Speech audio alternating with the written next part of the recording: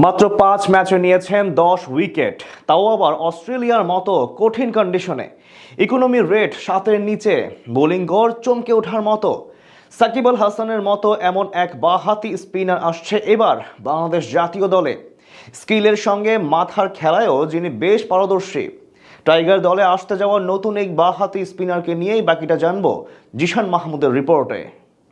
যুব বিশ্বকাপ জয়ের পর এক সাক্ষাৎকারে একবার রকিবুল হাসান জানিয়েছিলেন তার স্বপ্ন একদিন সাকিবের মতো বিশ্বমানের অলরাউন্ডার হবেন। আর সেই স্বপ্ন যাত্রার পেছনেই এখন দিন রাত অবিরত ছুটে চলেছেন এই তরুণ। ব্যাটিংয়ে তত বড় নাম হতে না পারলেও রকিবুল অবশ্য বোলিংয়ের দিক থেকে ঠিকই দেখাচ্ছেন সাকিবের মতন সম্ভাবনা, যা বড় স্বপ্ন দেখাচ্ছে টাইগার ক্রিকেট ভক্তদের। বিশেষ করে সম্প্রতি অস্ট্রেলিয়ার মাটিতে অনুষ্ঠিত হওয়া টপ অ্যান্ড টি-20 টুর্নামেন্টে তার পারফরম্যান্স আলাদাভাবে নজর কেড়েছে সকলের। রকিবুলের বোলিং অ্যাকশন অনেকটা সহজ, তবে ভেতরে লুকিয়ে আছে মারাত্মক ভেরিয়েশন।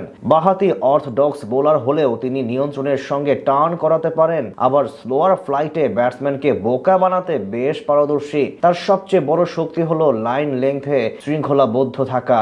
আধুনিক টি-20 ক্রিকেটে যেখানে ব্যাটাররা সবসময় আক্রমণাত্মক, সেখানে রকিবুল খুব ঠান্ডা মাথায় বল করেন এবং রান আটকে রেখে উইকেট তুলতেও পারেন। এজন্যই তার ইকোনমি রেট সবসময় নিয়ন্ত্রিত থাকে।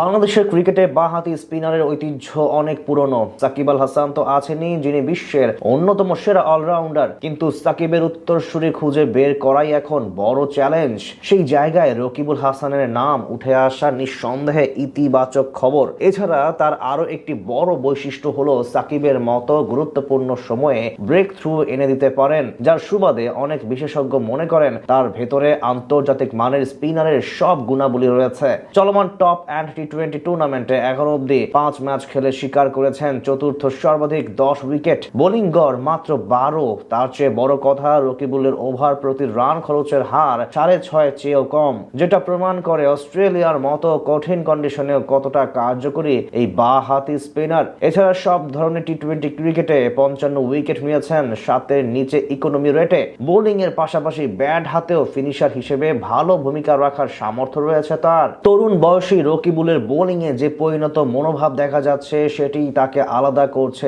সবার চেয়ে। প্রতিটি ম্যাচে পরিকল্পনা অনুযায়ী বল করা, ব্যাটসম্যানের দুর্বলতা কাজে লাগানো, এসব ব্যাপার রকিবুলের চতুরতা চোখে পড়ার মতন। বিশেষ করে নতুন এবং পুরাতন উভয় বলে তার কার্যকারিতা সবচেয়ে বেশি ইতিবাচক দিক নির্বাচকদের জন্য।